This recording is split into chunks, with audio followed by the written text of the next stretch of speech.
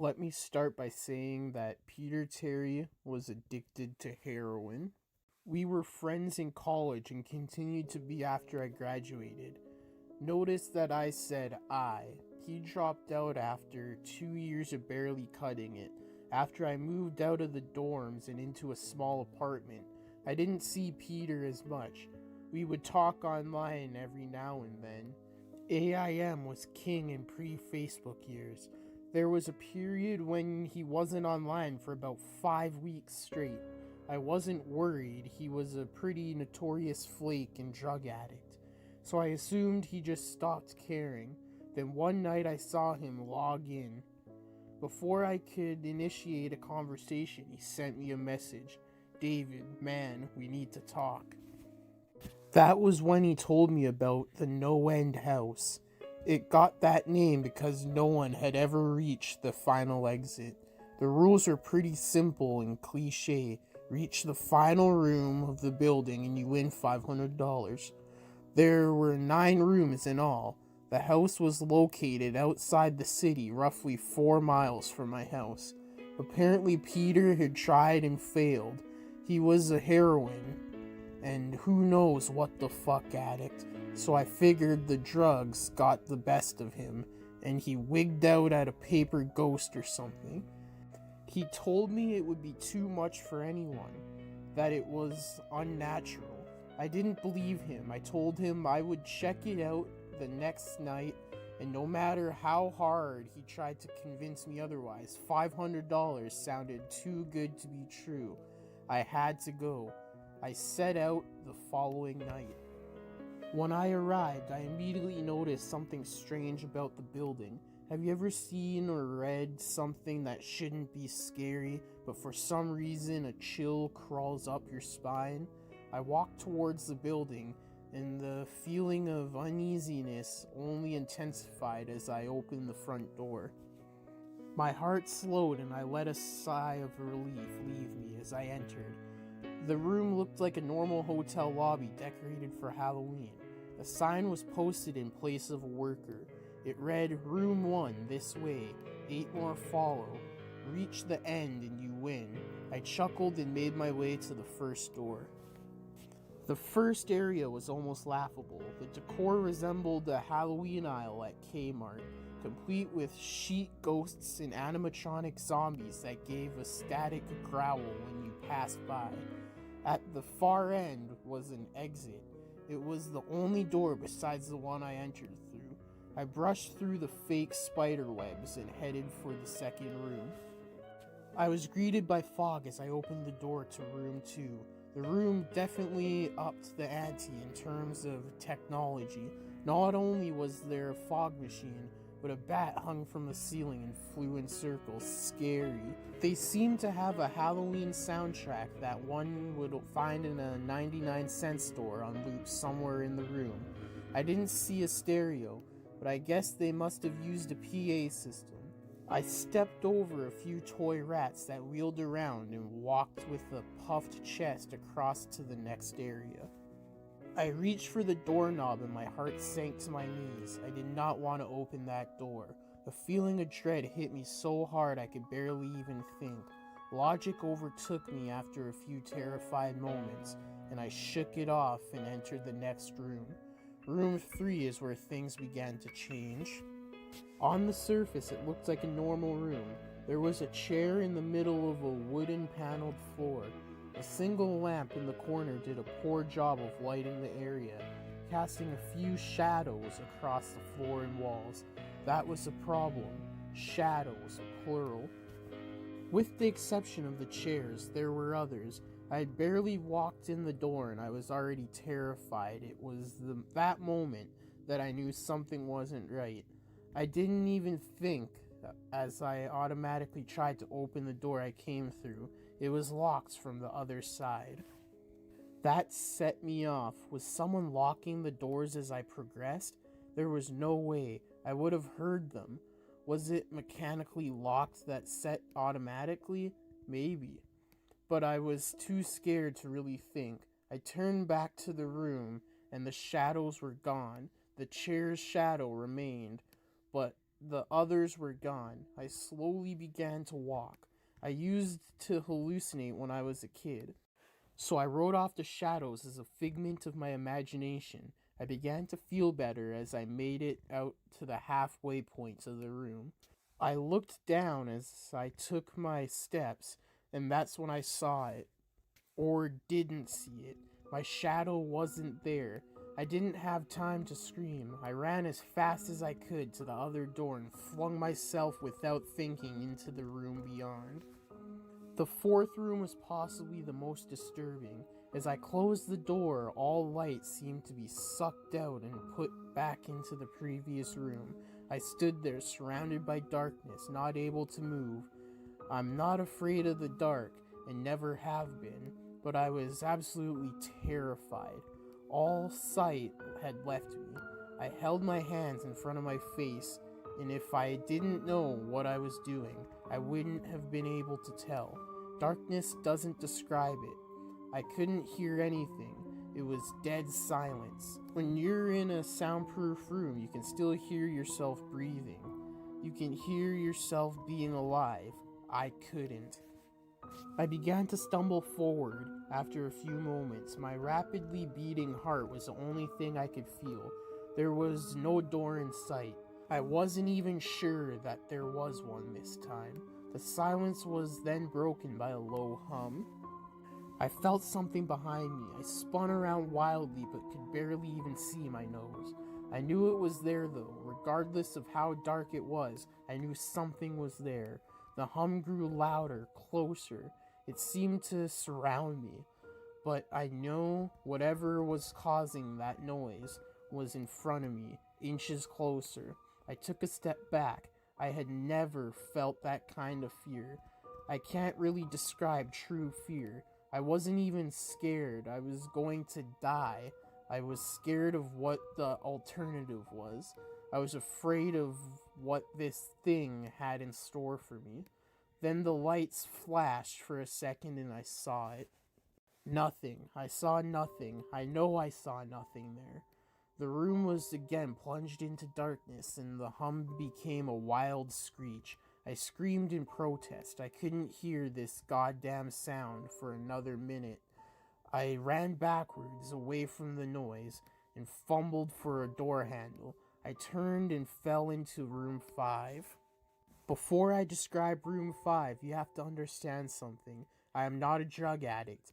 I have had no history of drug abuse or any sort of psychosis short of the childhood hallucinations I mentioned earlier. And those were only when I was really tired or just waking up. I entered the NoEnd house with a clear head. After falling in from the previous room, my view of the room was from my back, looking up at the ceiling.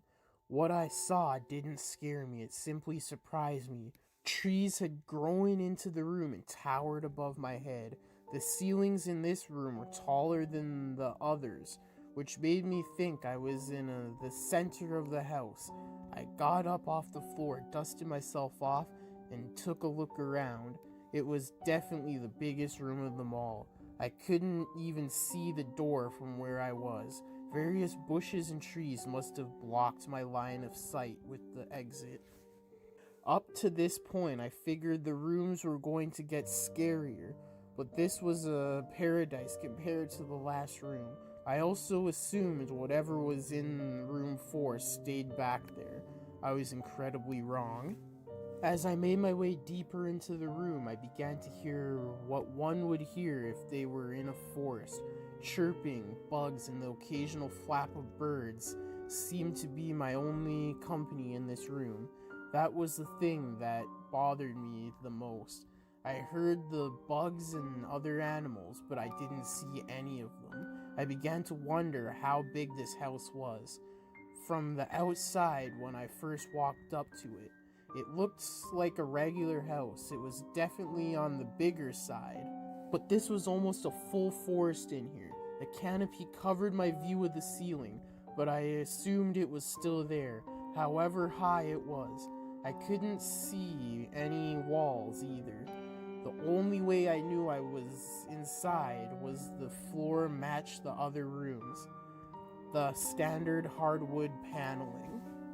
I kept walking, hoping that the next tree I passed would reveal a door.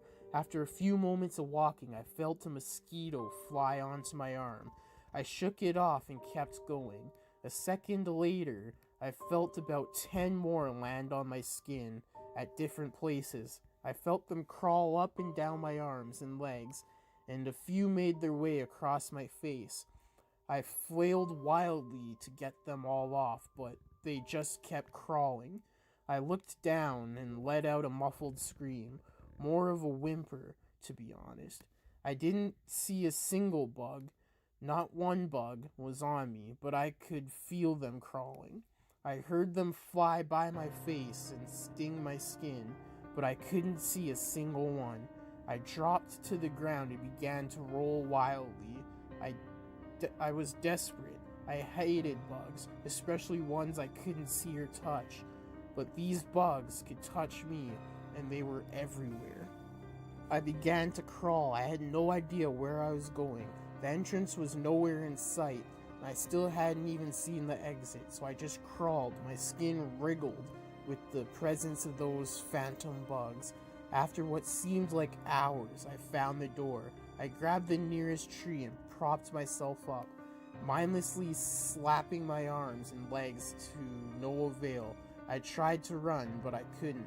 My body was exhausted from crawling and dealing with whatever it was that was on me. I took a few shaky steps to the door, grabbing each tree on the way for support.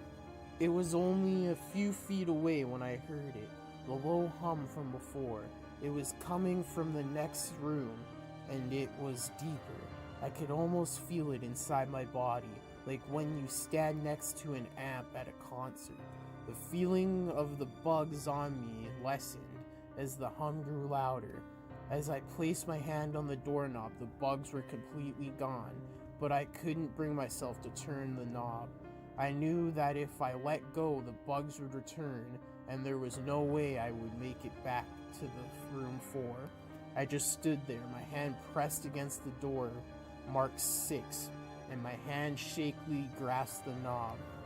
The hum was so loud I couldn't even hear myself pretend to think.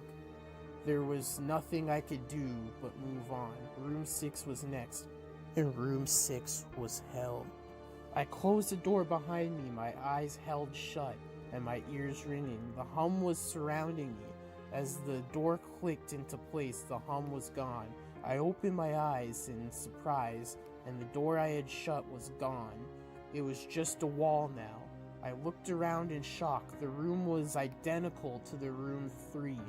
The same chair and lamp, but with the correct amount of shadows this time. The only real difference was that there was no exit door, and the one I had came in through was gone. As I said before, I had no previous issues in terms of mental instability, but at this moment I fell into what I now know was insanity. I didn't scream. I didn't make a sound. At first, I scratched softly. The wall was tough, but I knew the door was there somewhere. I just knew it. I scratched at where the doorknob was. I clawed at the wall frantically with both hands, my nails being filed down to the skin against the wood. I fell silently to my knees, the only sound in the room, increasing scratching against the wall. I knew it was there. The door was there. I knew it was just there. I knew if I could just get past this wall. Are you alright? I jumped off the ground and spun in one motion.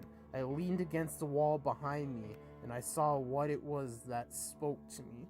To this day, I regret even turning around. There was a little girl. She was wearing a soft white dress that went down to her ankles. She had long blonde hair to the middle of her back and white skin and blue eyes. She was the most frightening thing I'd ever seen, and I know that nothing in my life will ever be as unnerving as what I saw in her. While looking at her, I saw something else. Where she stood, I saw what looked like a man's body, one larger than normal and covered in hair. He was naked from head to toe, but his head was not human and his toes were hooves. It wasn't the devil, but at the moment it might as well have been. The form had the head of a ram and the snout of a wolf. It was horrifying, and it was synonymous with the little girl in front of me. They were the same form. I can't really describe it, but I saw them at the same time. They shared the same spot in the room, but it was like looking at two separate dimensions. When I saw the girl, I saw the form, and when I saw the form, I saw the girl. I couldn't speak. I could barely even see. My mind was revolting against what it was attempting to process. I had been scared before in my life, and I had never been more scared than when I was trapped in room 4. But that was before room 6. I just stood there, staring at whatever it was that spoke to me. There was no exit. I was trapped here with it. And then it spoke again. David, you should have listened. When it spoke, I heard the words of a little girl, but the other form spoke through my mind in a voice I would not attempt to describe. There was no other sound. The voice just kept repeating that sentence over and over in my mind, and I agreed. I didn't know what to do. I was slipping into madness, yet couldn't take my eyes off what was in front of me. I dropped to the floor. I thought I passed out, but the room wouldn't let me. I just wanted it to end. I was on my side. My eyes were wide open, and the form staring down at me. Scurrying across the floor in front of me was one of the battery-powered rats from the second room. The house was toying with me, but for some reason, seeing that rat pulled my mind back from whatever depths it had headed, and I looked around the room. I was getting out of there. I was determined to get out of that house and live and never think about this place again. I knew this room was hell, and I wasn't ready to take up any residency. At first, it was just my eyes that moved. I searched the walls for any kind of opening. The room wasn't that big, so it didn't take long to soak up the entire layout. The demon still taunting me, the voice growing louder as the form stayed rooted where it stood. I placed my hand on the floor, lifted myself up on all four, and turned and scanned the wall behind me. Then I saw something I couldn't believe. The form was now right at my back, whispering into my mind how I shouldn't have come. I felt its breath on the back of my neck, but I refused to turn around. A large rectangle was scratched into the wood, with a small dent chipped away in the center of it. Right in front of my eyes, I saw the large 7 I had mindlessly etched into the wall. I knew what it was. Room 7 was just beyond the wall, where room 5 was moments ago. I don't know how I had done it. Maybe it was just my state of mind at the time, but I had created the door I knew I had. In my madness, I had scratched into the wall what I needed the most, an exit to the next room. Room 7 was close. I knew the demon was right behind me, but for some reason it couldn't touch me. I closed my eyes and placed both hands on the large 7 in front of me. I pushed as hard as I could. The demon was now screaming in my ear. It told me I was never leaving. It told me this was the end, but I wasn't going to die. I was going to live there in room 6 with it. I wasn't. I pushed and screamed at the top of my lungs. I knew I was going to push through the wall eventually. I clenched my eyes shut and screamed, and the demon was gone. I was left in silence. I turned around slowly and was greeted by the room as it was when I entered. Just a chair and a lamp. I couldn't believe it, but I didn't have time to dwell. I turned back to the 7 and jumped back slightly. What I saw was a door. It wasn't the one I had scratched in, but a regular door with a large 7 on it. My whole body was shaking. It took me a while to turn the knob. I just stood there for a while, staring at the door. I couldn't stay in room 6. I couldn't. But if this was only room 6, I couldn't imagine what 7 had in store. I must have stood there for an hour, just staring at 7. Finally, with a deep breath, I twisted the knob and opened the door to room 7. I stumbled through the door, mentally exhausted and physically weak. The door behind me closed, and I realized where I was. I was outside. Not outside like room 5, but actually outside. My eyes stung. I wanted to cry. I fell to my knees and tried, but I couldn't. I was finally out of that hell. I didn't even care about the prize that was promised. I turned and saw that the door I just went through was the entrance. I walked to my car and drove home, thinking of how nice a shower sounded. As I pulled up to my house, I felt uneasy. The joy of leaving NoEnd house had faded and dread was slowly building in my stomach.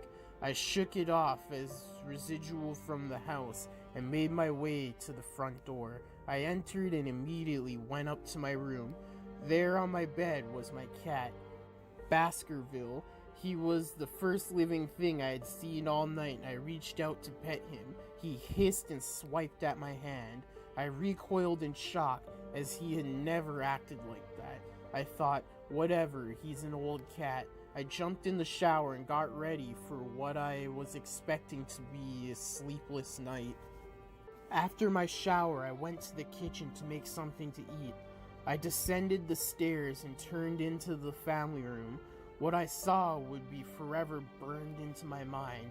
However, my parents were lying on the ground, naked and covered in blood. They were mutilated to near unidentifiable states. Their limbs were removed and placed next to their bodies, and their heads were placed on their chests facing me.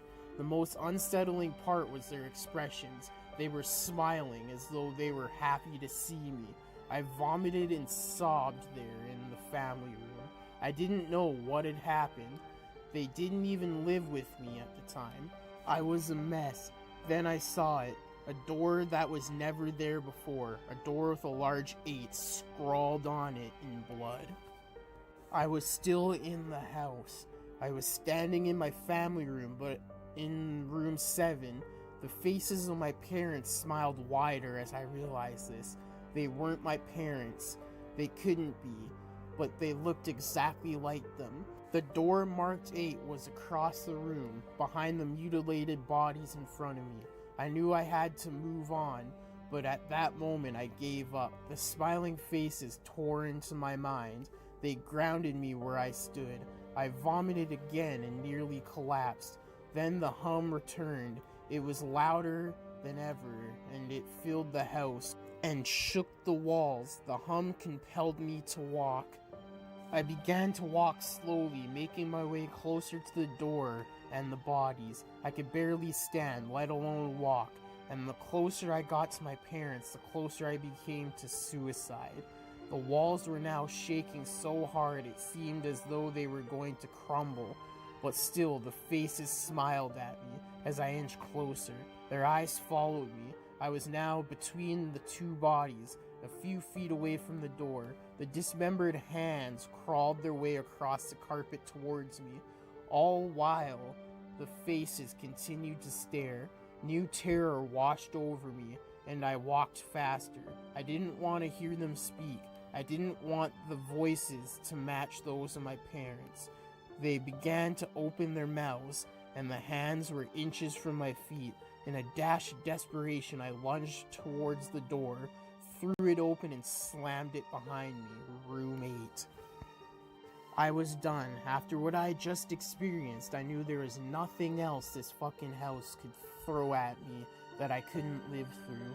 There was nothing short of the fires of hell that I wasn't ready for. Unfortunately, I underestimated the abilities in NoEnd house. Unfortunately, things got more disturbing, more terrifying, and more unspeakably in room 8. I still have trouble believing what I saw in room 8. Again, the room was a cardboard copy of rooms 3 and 6, but sitting in the usual empty chair was a man. After a few seconds of disbelief, my mind finally accepted the fact that the man sitting in the chair was me. Not someone who looked like me.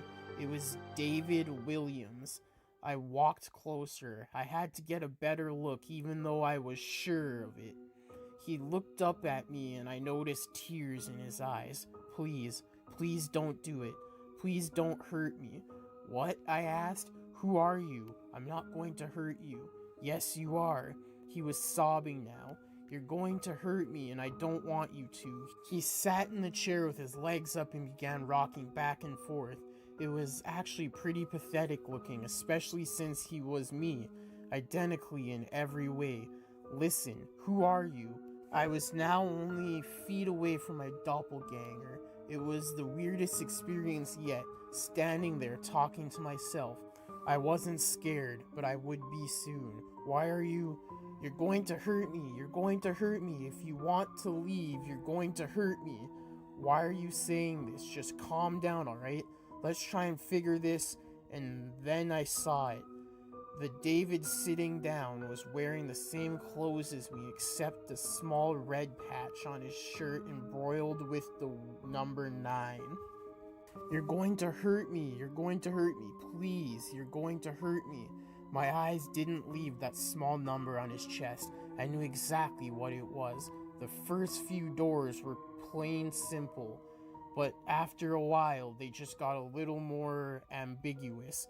7 was scratched into the wall, but by my own hand. 8 was marked in blood above bodies of my parents, but 9... this number was on a person, a living person. Worse still, it was on a person that looked exactly like me. David, I had to ask. Yes, you're going to hurt me. You're going to hurt me. He continued to sob and rock. He answered to David. He was me, right down to the voice, but that 9. I paced around for a few minutes while he sobbed in the chair. The room had no door, and similarly to room 6, the door I came through was gone. For some reason, I assumed the scratching would get me nowhere this time. I studied the walls and the floor around the chair, sticking my head under and seeing if anything was below. Unfortunately, there was. Below the chair was a knife. Attached was a tag that read, "To David from management." The feeling in my stomach as I read the tag was something sinister. I wanted to throw up, and the last thing I wanted to do was remove that knife from under the chair. The other David was still sobbing uncontrollably. My mind was spinning into the addict of unanswerable questions. Who put this here, and how did they get my name? Not to mention the fact as I knelt on the cold wooden floor, I also sat in the chair sobbing in protest of being hurt by myself. It was all too much to process. The house and the management had been playing with me this whole time. My thoughts for some reason turned to Peter and whether or not he got this far. If he did, if he met a Peter Cherry sobbing in this very chair, rocking back and forth, I shook those thoughts out of my head.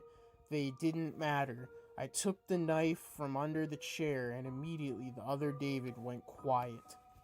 David, he said in my voice, what do you think you're going to do? I lifted myself from the ground and clenched the knife in my hand. I'm going to get out of here. David was still sitting in the chair, though he was very calm now. He looked up at me with a slight grin. I couldn't tell if he was going to laugh or strangle me. Slowly, he got up from the chair and stood facing me. It was uncanny. His height, even the way he stood, matched mine. I felt the rubber hilt of the knife in my hand, and the grip tightened. I didn't know what I was planning to do with it, but I had a feeling I was going to need it.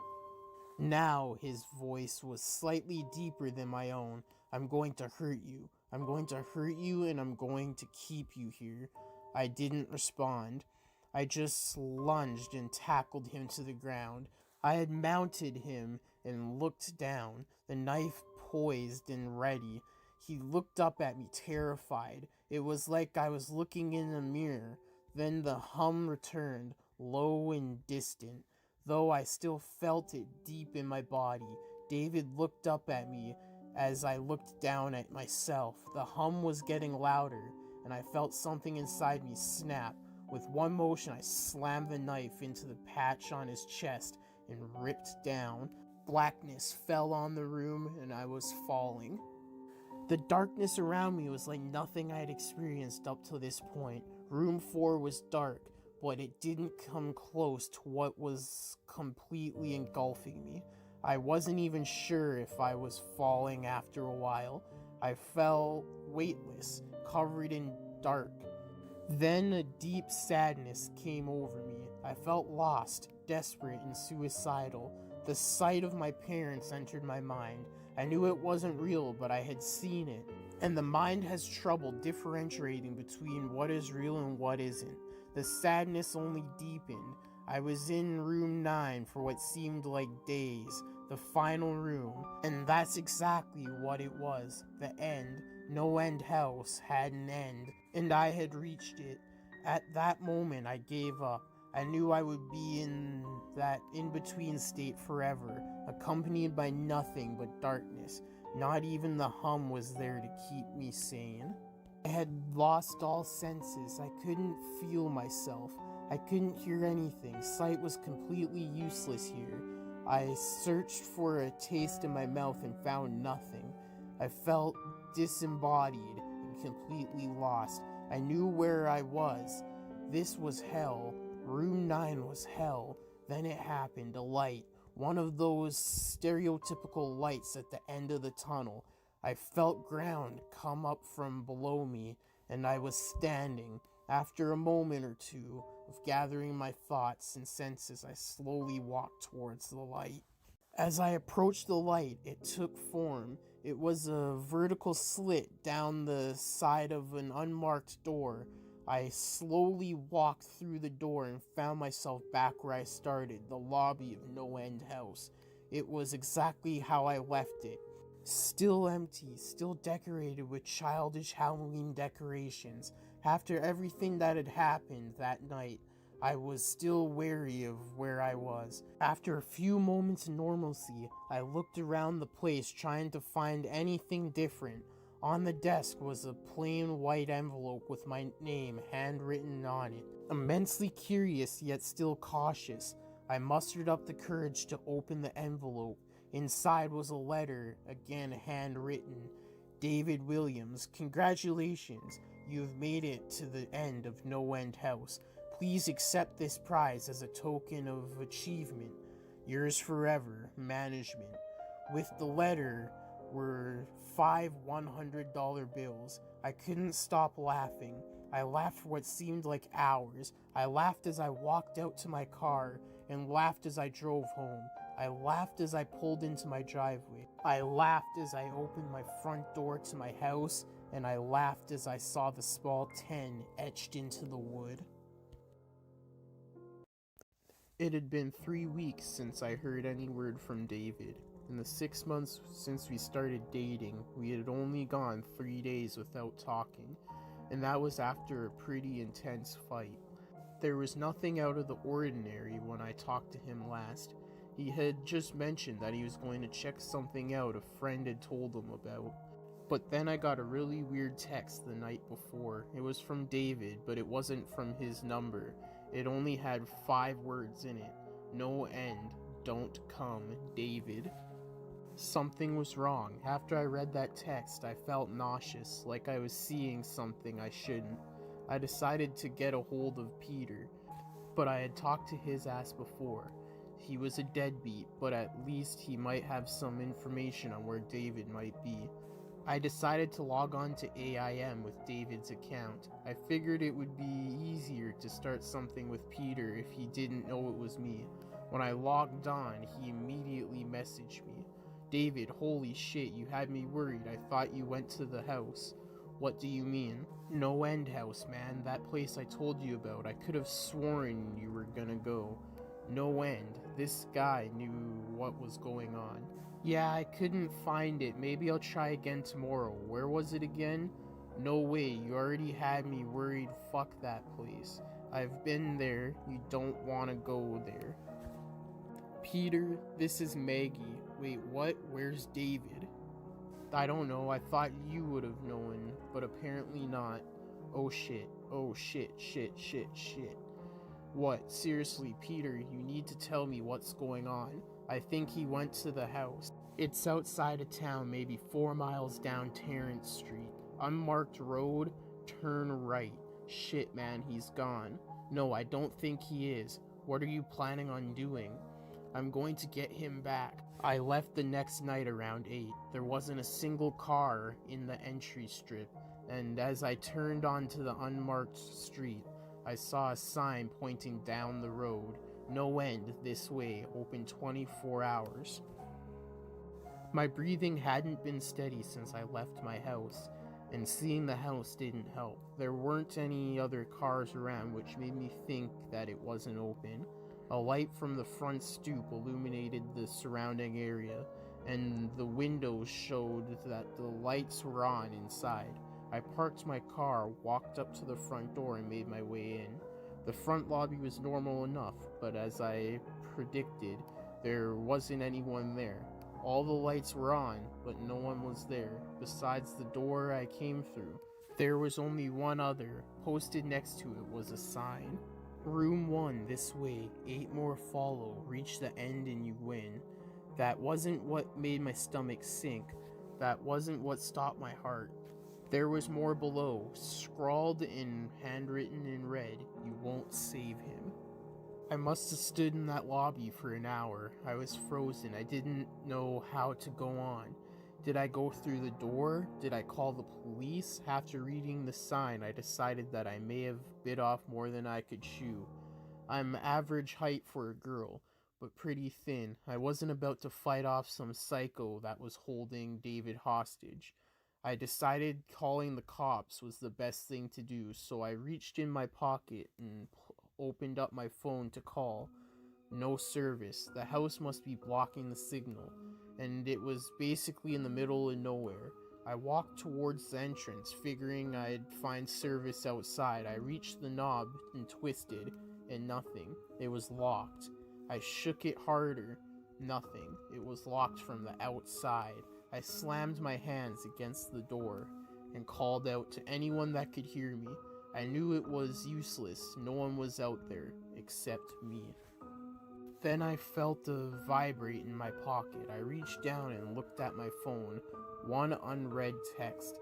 At first, I was really glad I had service. I was saved. Maybe the text was from David, that he was alright. It was from a different number, one I didn't have in my phone. I pressed open and nearly dropped the phone. You can't save yourself either. My entire body was shaking. I wanted to pass out. I was stuck there. A cell phone with no service in a room with no exit. My eyes scanned the room and landed on the door across the room. A gold 1 was mounted on the front. It looked like a room door in a hotel. The ground felt far away as I walked closer to the door. In a few moments I was within inches of it, and I placed my head against the wood and listened. All I heard was a distant Halloween music, just creepy instrumental music you'd hear at any haunted house. Suddenly I got a little calmer. David was always known for his pranks. He would tell me about these elaborate setups he and his friends would make for the new players on their soccer team. Somehow a smile found its way onto my face, and I opened the door without fear. Entering the first room alleviated my fears even more. The room was a completely normal attempt at a haunted house, though rather lacking. In each corner was a scarecrow, but not even scary ones. They were the kind you would see in grade school, with the big smiling faces. Paper ghosts hung from the ceiling, and a fan in the corner added a cool breeze that made them spin. Next to one of the scarecrows was again The only other door in the room, printed on the front, similar to the first door, was a large 2. I laughed and left this lame room behind me. When I opened the door to room 2, I couldn't see 3 feet in front of me. It was completely filled with gray mist that smelled like rubber. I guess there had been some fog machine in here, and it must have been pumping this stuff for hours.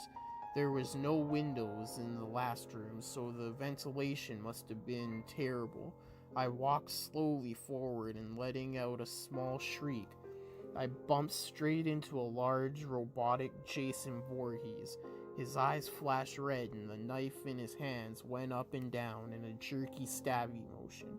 My heart was racing, and if anyone was with me, I would have felt incredibly embarrassed. I covered my mouth and made my way past the Robo-Jason. The fog was getting to be a little much. I was beginning to feel lightheaded as I found the door to room 3. I placed my hand to the knob and jerked it back in pain. The knob was extremely hot. I placed my hand on the door itself and felt that it was too warm. I couldn't hear anything from the other side. I put my ear up to the warm wood, expecting to hear a fire, and I heard nothing. I assumed that it was just a warmer, like they were pumping heat into it like the final room in Mr. Toad's Wild Ride at Disneyland. I took the corner of my dress and wrapped it around my hand, turning the doorknob as fast as I could, and I flung myself into room 3. There was no fire, just darkness, and it was freezing cold. Room 3 wasn't like the other rooms. It wasn't like the other rooms at all. At that moment, I knew something wasn't right. I tried to make out anything in the room, but I couldn't even see my hands grasping the doorknob. That now wasn't there. I was trapped. I must have been turned around in the darkness. Even though I didn't move once I entered, I must have gotten turned around in all this darkness. At that moment, a light on the ceiling flashed on, a single spotlight pointing directly down, illuminating a small table, and on this small table was a flashlight. Even though I couldn't really see where I was going, I moved forward. The light on the ceiling was enough to make my way to the table. As I reached for the flashlight, I noticed a small tag attached to the handle. To Maggie from management. The moment I finished reading, the light above me turned off and I was again left in the dark. I fumbled with the flashlight for a second before I was able to turn it on. From what seemed like every direction, a low rumbling hum surrounded me. My heart was pounding and I started to spin in place, darting the beam of the flashlight all around me. There was nothing in the room, but after a while I noticed something terrifying. It could have been my imagination, but I could see a figure dart away at the last second whenever the beam of light hit it. I began to panic. I started backing away from the small table, unsure which direction I was going. The hum was getting louder, and then I started feeling the presence of whatever it was that was dodging the light. My hands shook wildly as I frantically shined the light in whatever direction I could think of. It was always there, just barely escaping back into the darkness every time, but it was getting closer. My eyes started to well up with tears. I thought I was going to drop the flashlight, I was shaking so badly, until I saw it. The light set directly on a small number 4.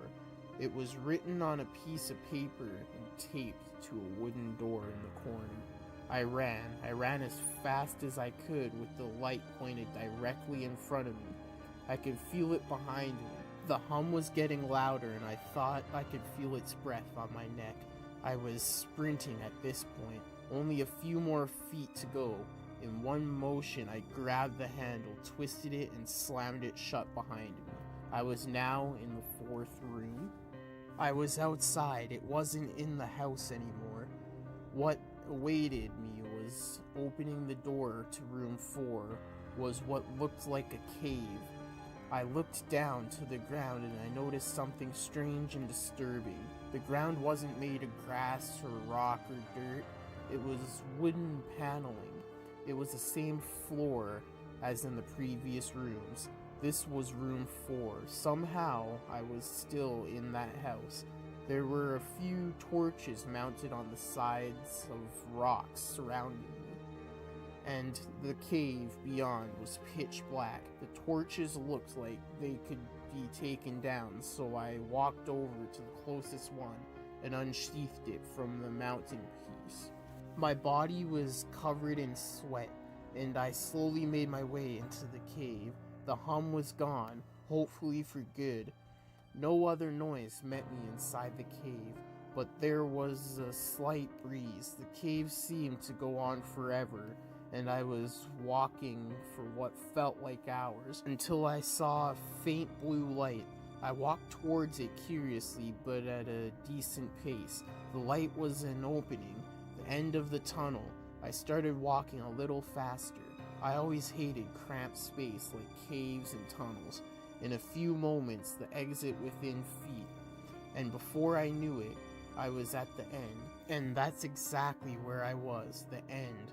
At the exit of the cave, the ground dropped off a cliff, and there was no other way to go.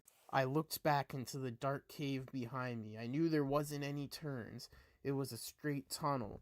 I turned and looked down over the edge. What I saw made my stomach turn worse than it ever did before. What I saw was an ocean, water all around with nothing in sight. The drop must have been 100 feet, with a small rock formation at the bottom. After a few seconds of studying the rocks, my stomach turned more than I thought possible, and my body broke into a fresh sweat. The rocks formed a number. The rocks formed a 5. I stood up and backed away from the edge. I hated heights. I was stopped by a wall that shouldn't have been there. I turned around and was met with a terrifying sight. The cave was gone. I was face to face with a solid stone wall, the side of whatever mountain this was. I had to keep telling myself I was still in NoEnd house. I didn't leave. Clearly, this isn't an actual mountain, but it felt so real. I turned back and looked over the cliff again. There was no way. This house has been pretty messed up before now. I was outside for God's sake. But what it expected me to do now was too much. I knew what those rocks down there meant. That was the entrance to room 5. There was no stairs leading down, no other paths to use. I was trapped again. The house wanted me to jump. The house wanted me to jump. I sank to the ground and curled into a ball. I couldn't do it. There was no way I could jump off a cliff onto a jagged rock formation 100 feet below. My mind was split in two. I knew that I was still inside, but my surroundings screamed in my ear the opposite. I stayed on that wooden ground for a while. At that point, I had lost all conception of time. After what seemed like weeks, I finally knew I couldn't do it, and it taunted me. And then the hum returned, the low and distant hum. It seemed to come from behind me, resonating within the mountain. I don't know what came over me, but after hearing that sound, something inside me lit up. I clenched my eyes shut and I jumped. The wind was rushing up as I fell, and a deep fear washed over me. I was going to die. I was going to smash into those rocks and die. They were going to tear me apart and I was going to die. I didn't dare open my eyes. I just fell. Even with the loud wind around me, the hum was now deafening. I just wanted it to be over. I just wanted it to be over. I just wanted it to hit the rocks, and I wanted it to be over. Then I stopped. I wasn't falling anymore, but I never hit the rocks. I opened my eyes and looked around. I was standing on a familiar wood-paneled floor of the house. The hum was gone, and silence took its place. I had made it. I was in room 5. I don't know how it happened, but I was in room 5. The feeling of dread was gone. I was just incredibly happy to be alive. After a few moments to collect myself, I decided to look around at the rest of the room. My happiness left me fast. The room was empty. The walls matched the floor, and the ceiling matched the walls, and the walls had no doors or windows. I was in a sealed box. Then I realized I didn't make it. I wasn't safe. I had made it out of the fourth room, but only to enter room 5, and there was no leaving it. And at that moment, I wondered if David had been in this room. I wondered if he jumped off the 100-foot cliff and ended up stuck in the room. And if he did, that means he got out. He wasn't here. I was alone. He got out, and I would too. The thought of David escaping this room gave me newfound confidence, and a second wind flipped my spirit. I was going to get out of this room, find David, and get us the hell out of here. I walked around the perimeter of the wall and felt for any sort of inconsistency. Nothing. The walls were flawless, barely a scratch on them, let alone some secret exit. I started to knock at random places of the walls. They were completely solid. The confidence started to leave me. I was running out of ideas, and that was when she spoke to me. Maggie, you shouldn't have come here, Maggie. I nearly jumped out of my skin if that was possible. I was still facing the wall, and the voice had come from the middle of the room. The voice was that of a little girl, at least that's what it sounded like. I turned around slowly, and my eyes fell on who spoke to me. I was right. A little blonde girl no more than 7 years old, with light blue eyes and a long white dress. She smiled at me and spoke again. But now that you are here, let's play a game. There was something horrifying about that little girl. She wasn't scary like those other horror girls in those Japanese movies. She looked completely normal. If I saw her walking down the street, I would have just walked right on by. But looking into her eyes, I felt complete terror. Jumping off the cliff was scary, but I would jump off 20 cliffs twice as high if it meant I could take back 1 minute of looking into her soulless eyes. After a moment of staring, I finally spoke. What game? Who are you? I mumbled. If you lose, you die. If I win, he dies. My heart sank somewhere below my feet. I couldn't believe what I was hearing, but I knew she was telling the truth. Which will it be? She smiled. Neither. I don't know where I found the courage to talk back to this demon child, but I had come too far just to let David die, and if I died, this was all for nothing. No, I chose neither. But then I saw it. The reason the little girl terrified me.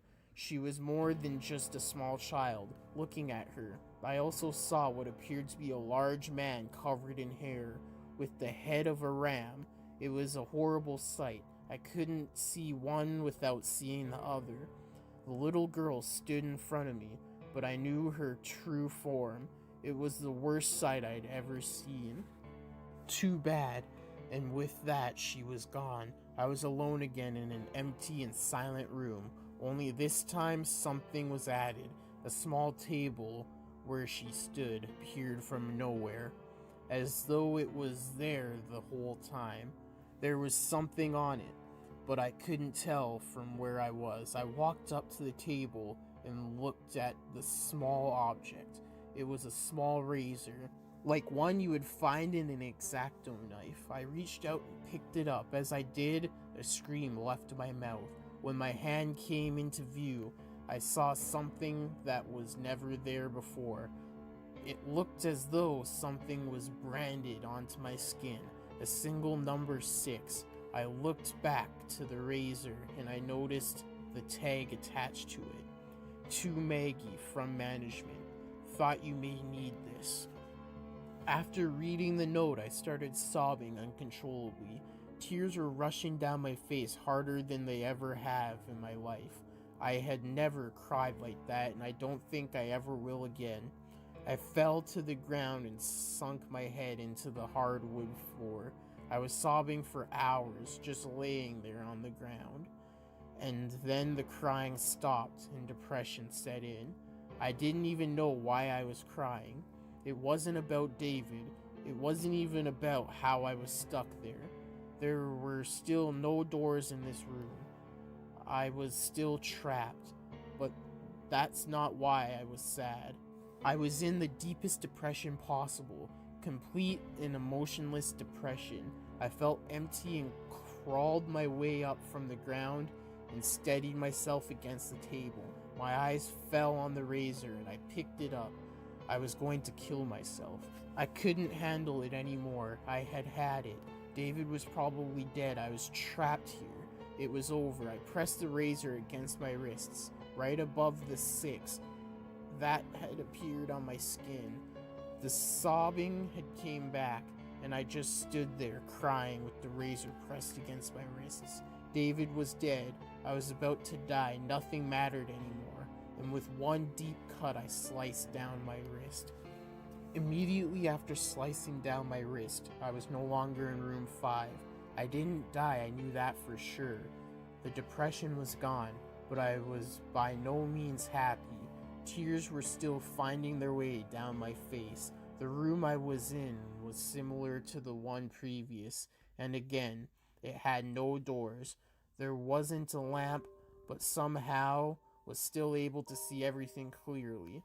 The room was completely empty, but before I had time to think of what to do next, it went dark, and then the hum from before returned. I covered my ears in protest. It was louder than it ever was, but it was over in a moment, and the light returned.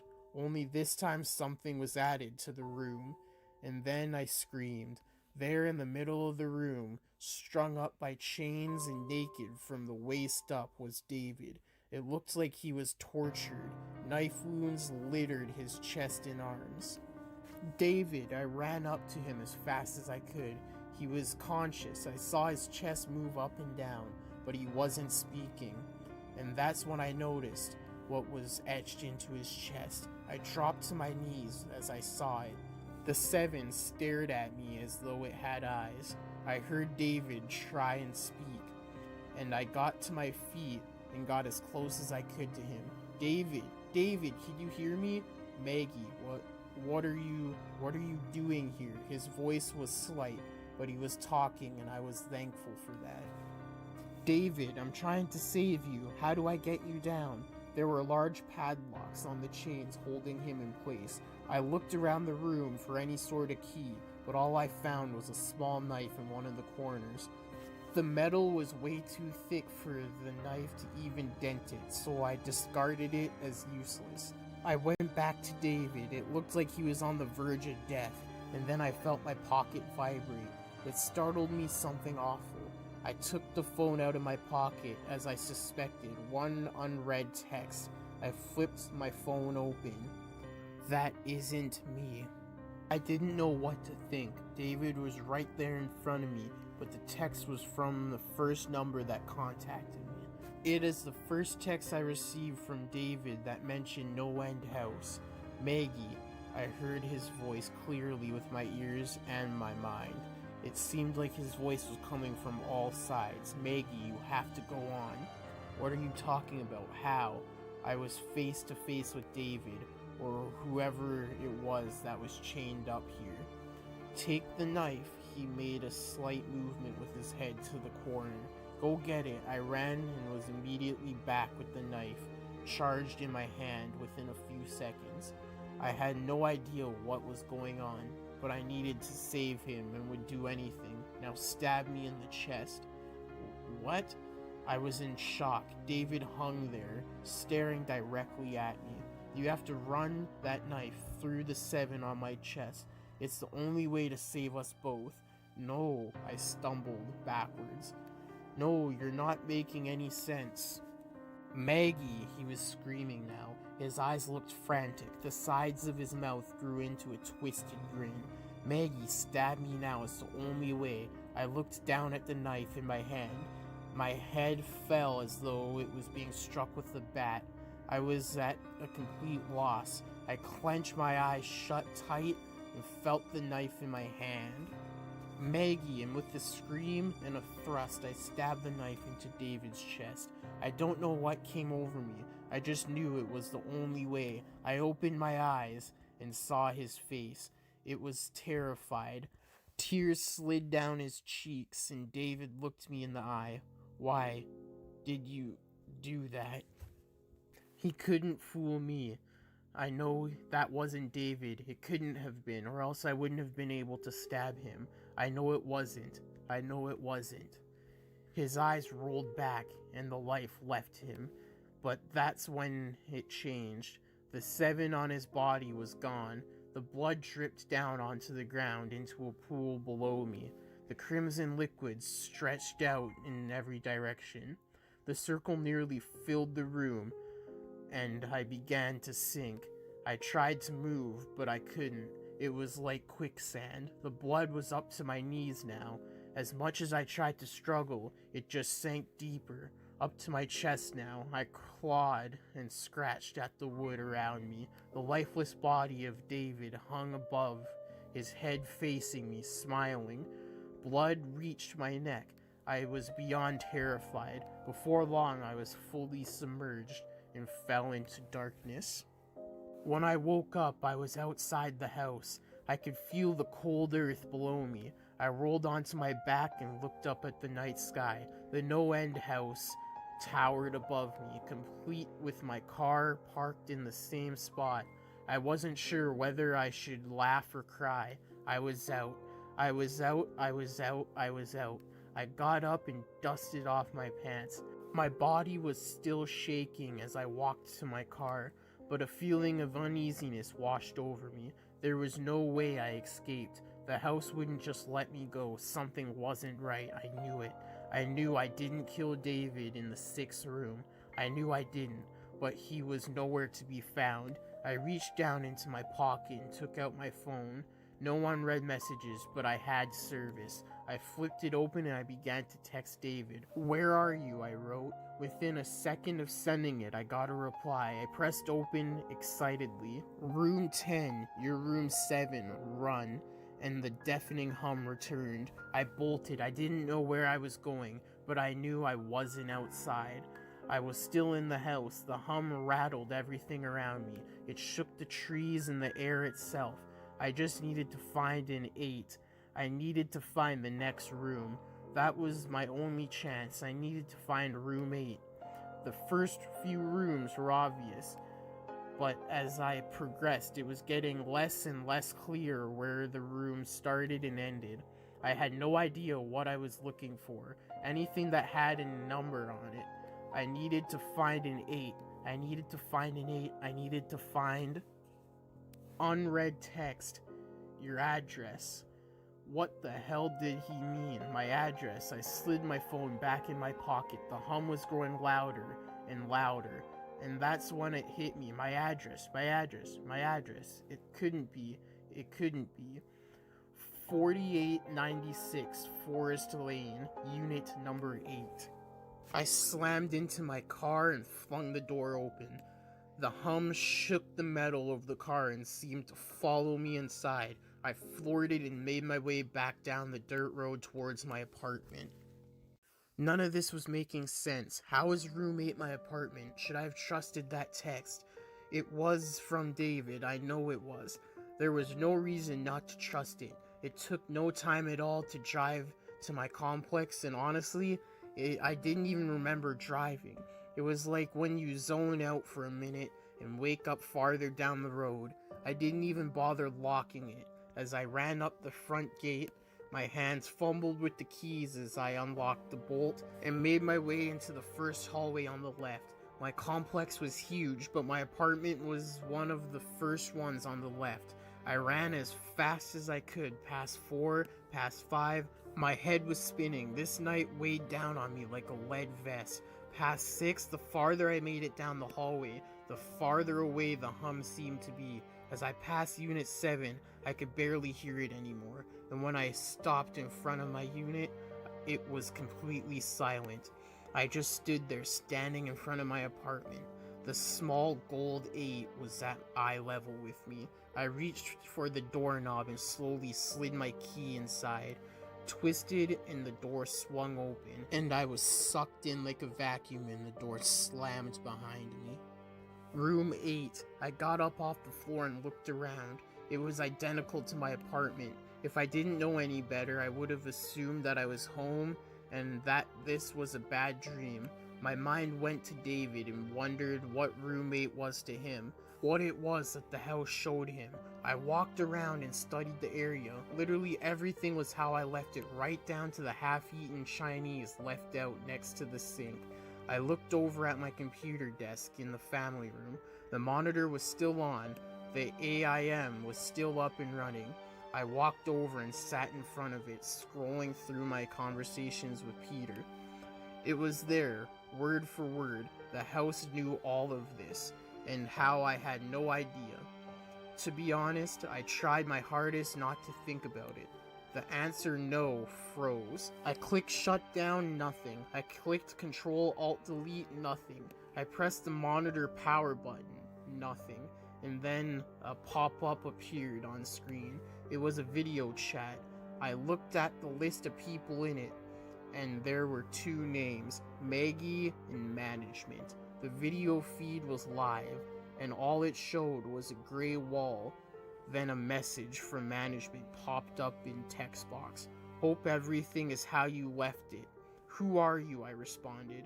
Enjoy the show. And that's when the camera turned off. The camera focused on a young man strapped to a surgical table. He was completely naked and sobbing quietly to himself. The image wasn't that clear, but I thought I had recognized the man laying there. He was tall, short, brown hair, and a fairly pale complexion. This is what happens when people attempt to cheat. That's when I realized who it was. Strapped to the surgical table was Peter Terry, and he wasn't alone. I don't want to describe what I watched at the moment. The screams, the sounds that Peter made were unlike anything I've ever heard out of a human. I couldn't look away. I wanted to, but I think it was the power of the room. I couldn't look away. Peter let out one final soul-curdling scream, but I didn't hear it through the computer speakers. It was coming from my room. My heart sank as I spun around towards the hallway. I got up off the chair, and I could still hear the screams emanating as I walked towards its source. I reached my bathroom door, and the screams were now replaced by the hum. That hum, it had haunted me this entire time. I slowly opened the door, and I saw inside my room what I had seen on my computer. There was a surgical table with whatever was left of Peter Terry strewn across its top. No one else was there. The others in the room were gone, but a chill went up my spine. The management was here, with me, only one room away. I walked closer to the table. The stench was horrific, and it took everything in me to stop from vomiting. I knew I was near the end. I had to be. I looked around the room. Somewhere in here was the entrance to the next room. I knew it had to be, and it was, but it was simpler than I had expected. Across the room where my bathroom door should have been was a simple wooden door, similar to the earlier ones in the house. Something was stapled to the door, something long and bloody. It was the entrails of Peter Terry, and they formed a 9 on the door. I felt bad for Peter, but I had gone through hell that night. I walked right past the table, picked up a long surgical knife, and didn't give the body a second glance. The final door was there, and I walked right up to it. This night was about to end, and I was coming out of this room with David, and I was going to stop whoever it was that was keeping him here. The door opened easily, and as I stepped through it, I saw what was waiting for me. It was an empty room. It resembled a waiting room for a doctor's office. There were a few chairs lining the walls, and old crumpled up magazines in a basket in the corner. Across the room, on the opposite side from where I came in, there stood a single door. My heart sank when I read the label printed on the wood. It wasn't a number. It was a single word: management. I clenched the surgical knife in my hand. Alright, I'm fucking ending this. They were on the other side of the door. I could feel it. And David was too. The hum was louder than it had ever been. I could feel it inside me. It was coming from inside me. As I walked, it got louder. And as I placed a hand on the door, the room was filled with the sound. I turned the knob and opened the door. The room waiting for me was not what I expected. It was the front lobby, the same front lobby that began this entire hell. Only this time there was someone behind the desk. My heart jumped out of my chest when I saw who it was. It was Peter Terry. Hello, Maggie. Peter? No, there's no way. How? What? Who were you expecting? A ghost? Santa? Some creepy little blonde girl? He was smiling. I wasn't. What the hell is going on here? Maggie, come on, just think for 2 seconds. Who first told David about this place? You didn't. Who told you about David's whereabouts here? God damn it, Peter. You were his friend. I'm sorry, Maggie. That's how we run business here. Where is he? Where is he? He's in here with us, in the house, Maggie. He isn't going anywhere, and neither are you. I don't know what took over me, but I lost it. I jumped over the counter and shoved Peter to the ground. I grabbed him by the hair and slammed his head into the ground. The surgical knife in my other hand pressed firmly against his neck. I wanted to kill him. I had to kill him. He killed David. He wasn't killing me. Maggie, you can't. There's always going to be someone to run this house. No, I slid the knife across his throat and slammed his head further into the ground. I don't think there will be. With his death, the room went dark. I could still feel the surgical knife, but I was no longer holding on to Peter's hair. I don't know for how long I was in the darkness, but it felt like ages. I stood and felt for the desk, balancing myself with one hand on the side of the marble surface. Then the lights came on. I could see the windows across the room. It was still night out. I looked out and saw him. David was walking around outside, seemingly unharmed. I ran to the door and tried to open it. I was so happy, but the door wouldn't budge. I tried my hardest, but the door wouldn't let me out. I looked out the window and saw David. He was beginning to walk down the dirt road. I rested my head against the door and saw it. My stomach lurched hard. There, pinned to my chest, was a name tag with one word: management.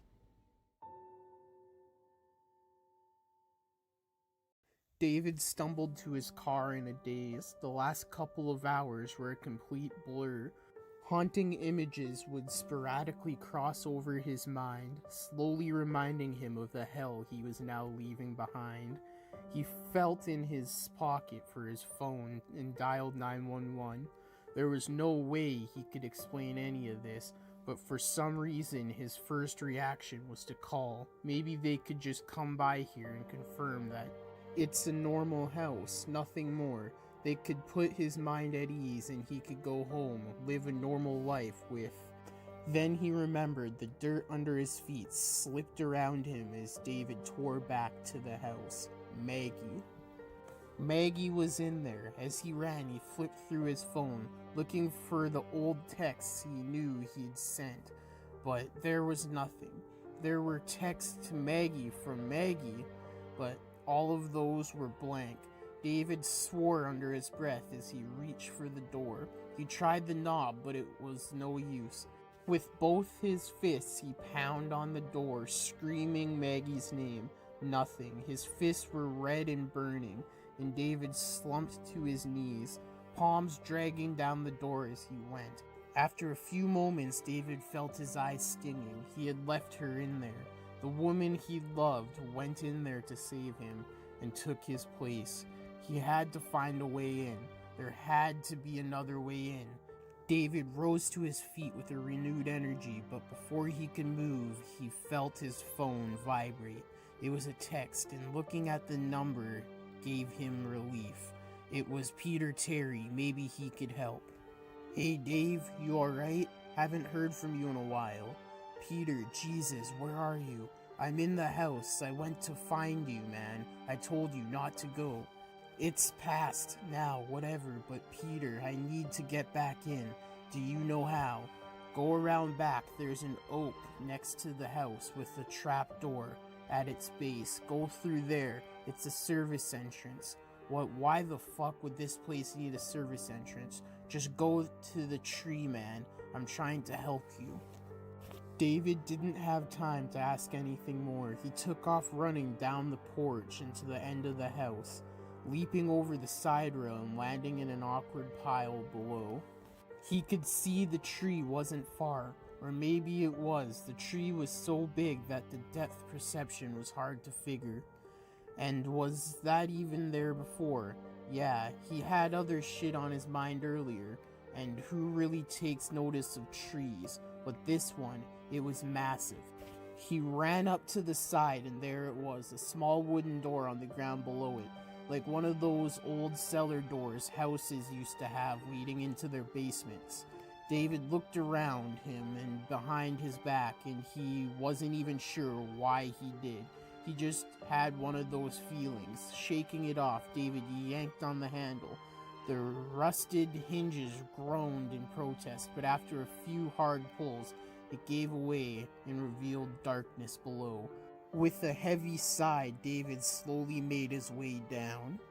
Jesus, it was dark, but soon David was hit with a smell that put the darkness to shame. It was like burnt hair covered in shit and mold. He spit onto the ground. He could fucking taste that smell. David got his phone out and turned it to its highest brightness.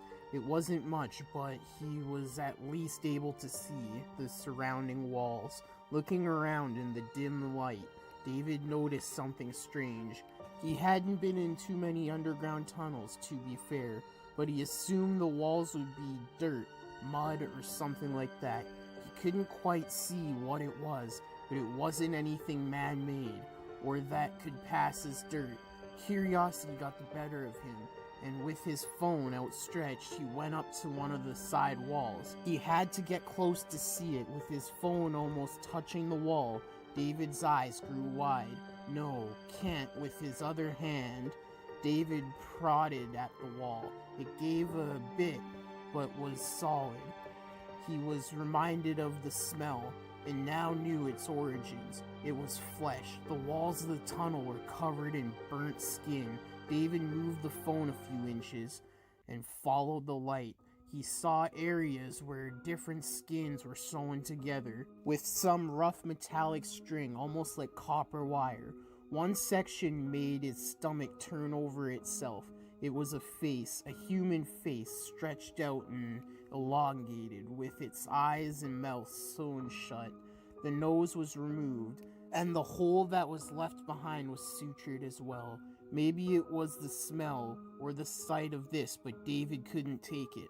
With a lurch, he turned to his side and vomited on the ground. The tunnel went on for ages. What was most likely only a few minutes felt like hours to David. He had to get inside and save Maggie.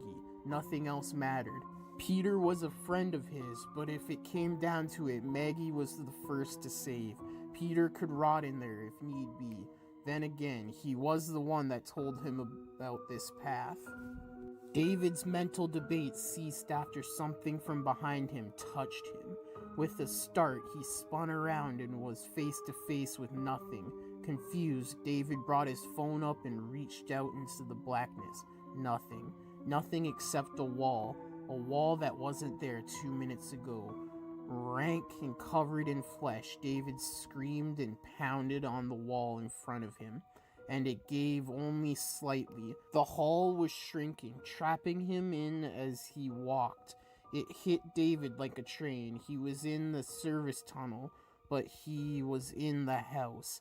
It had him. There was no going back, and the house was pulling him in, and it was glad to see him. Earlier, this may have fazed David more than it did at the moment. There, in that hell of a tunnel, David barely flinched. He had seen what this place was capable of. and he had witnessed some of the most sanity testing experiences imaginable. He'd seen it all, or at least he thought. As he walked, David could now hear the tunnel shrieking from behind, the grinding, sloshing noises of flesh twisting on itself. To seal him in made him feel sick again, but he only sped up his walking. After a moment, he heard something that made him stop dead in his tracks. It was a voice, a girl's, and it wasn't Maggie's. Why did you come back? Why did you come back? David stood there frozen. The voice seemed to come from everywhere. Why did you come back? Why? The screaming was getting closer, and David braced himself against the back wall. Soon he heard the thudding footsteps of something running towards him, and then he saw her, a girl no older than 13, running up to him, yelling her consistent question. David was too stunned to react, short of just standing there. The girl ran up to him and began pounding on his chest with her fists. Hard at first, but then weakening, like a spoiled girl hitting the ground when she doesn't get her way. Why, David? Why did you come back? The girl slumped to her knees in front of him. With one final hit against his leg, David stood there in shock, hands slightly raised and tense. His fear began to ease out of him. She clearly wasn't a threat and didn't seem to be a ghost or anything. Hey, he began. It's alright. Who are you? The girl jumped slightly at his words. Slowly, she lifted her head to look at David. His heart sank as he saw her face. No eyes, absolutely no eyes. Blackness. And when she spoke, he could see inside her mouth. No tongue and no teeth, just a void. You came to save us, didn't you? The girl stood up and brushed her hair out of her face, for some reason even taking into consideration how terrifying she should have been to David. There was something oddly normal about the girl. She had shoulder-length brown hair and was skinny as a rail with a few specks of freckles across her nose and cheeks. Even her clothes could have been found in any store. She was wearing a black tank top and jeans stuffed into black and red boots. She was older than he first thought as well, closer to 16. She even had an age. A hum from behind them startled them both and dragged David back into his current situation. We have to go, she said, now. And the girl grabbed his hand and took off. Surprised, David followed and nearly dropped his phone. He tried to hold it up as far as he could to light the way.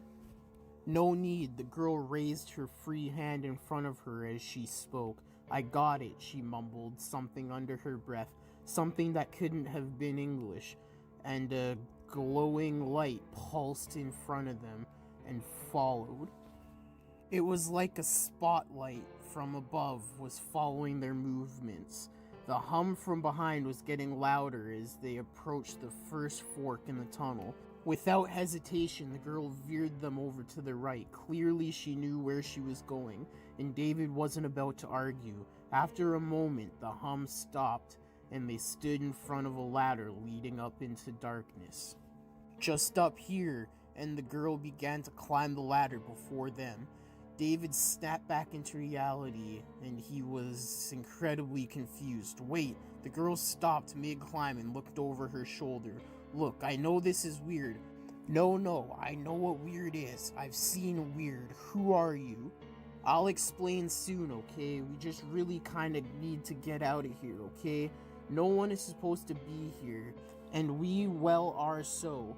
And with that, the girl returned to her climb. David was about to retort, but the hum from behind grew louder. Survival outweighed understanding at this point, and David grabbed the ladder and followed the girl, leaving the tunnel, hopefully for the last time. The ladder led the pair into an empty room. It almost looked like a huge broom closet. A few scattered buckets and mops were lining the walls, but for being a part of the house, it was very unassuming.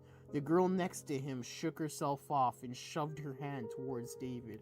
Her mood swings were clearly something to be impressed with. and David reluctantly took her hand and shook it.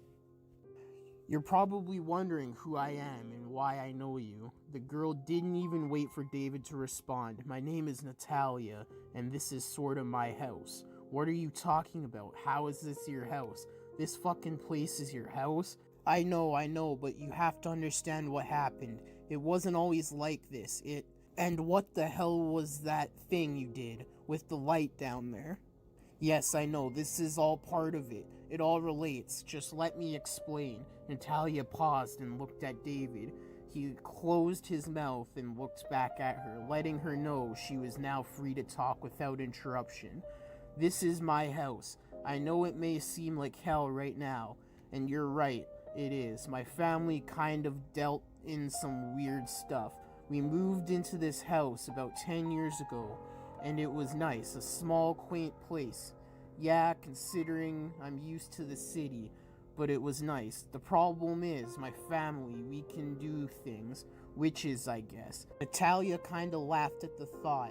Mostly just parlor tricks, like the light show you saw in the tunnel. But some of us, like my brother, took it a bit too far. He started to mess with some dark dealings, demons and summonings, and the like. I mean, summonings isn't always bad. I can summon a cat, for instance, which is kinda cute, but what my brother dealt with was far worse. We would try and tell him to end it, but the power was kinda getting to him. Peter was never one to listen to reason. Peter. The idea was circling David's head, but he wasn't quite ready to accept it. Peter had been his friend for years, he thought. This one night, 7 years ago, my brother took it too far. Summoning demons for a few minutes here and there wasn't enough for him anymore. He needed more. He would ask him why he was so obsessed with all this, and he would only respond by asking, why not? What happened over the next few nights? It's kind of hard to talk about. Even with her blacked out eyes, David could tell this memory really pained the young girl. All of this hell was because of her brother, his friend. It seemed to David that this girl was just as much prisoner here as he was. Alright, David said, putting his hand on her shoulder, then let's get you out of here. David took a look at his surroundings. His heart jumped slightly as he glanced around. Aside from the hatch in the floor they had just entered through, there wasn't any other exit, just smooth cement walls. Do you know where we are? He asked the girl, hoping to God she had some idea. Yeah, of course, she said, with a bit too much hesitation for David's liking. It's my house, isn't it? And with that, she made her way over to one of the far walls. The surface of the wall was a smooth brush gray cement. There was no way through, no door, nothing. Natalia reached into her pocket and took out what looked to be a small piece of artist charcoal. She pressed it to the wall and began to draw a long, swooping line about 3 feet in length. Line after line followed, and David watched in awe. The girl stood back and admired her work. David had never seen anything like it outside of fantasy movies. It was like a yin-yang mixed with a pentagram, mixed with a child's doodle. Natalia placed the charcoal back into her pocket and ran her fingers through her hair. After a moment of silence, she raised her hand and placed her right palm against the symbol, resting 2 fingers against her temple with the other. At first, David thought she was speaking to him, but then realized she was chanting her weird language again. Soon the symbol seemed to be vibrating, and David watched on as it began to steadily glow a deep purple. Natalia smiled to herself as she felt the wall shake before it split in 2. I've always loved doing that. Hey guys, thanks for listening to today's Creepypasta, and I hope you enjoyed. If you did, remember to like, comment, subscribe, and share for more. The links to the Facebook page, the Twitter, and the Instagram will be in the description below, as well as the source today's Creepypasta and the music used. So go follow all the social medias and check out all the sources. Also, there will be new videos 6 days a week, one video every day, so stay tuned for that by subscribing and hitting the bell notification and selecting all notifications so you know when I upload. But yeah, until next time in the Deadly Zone, stay deadly and stay spooky.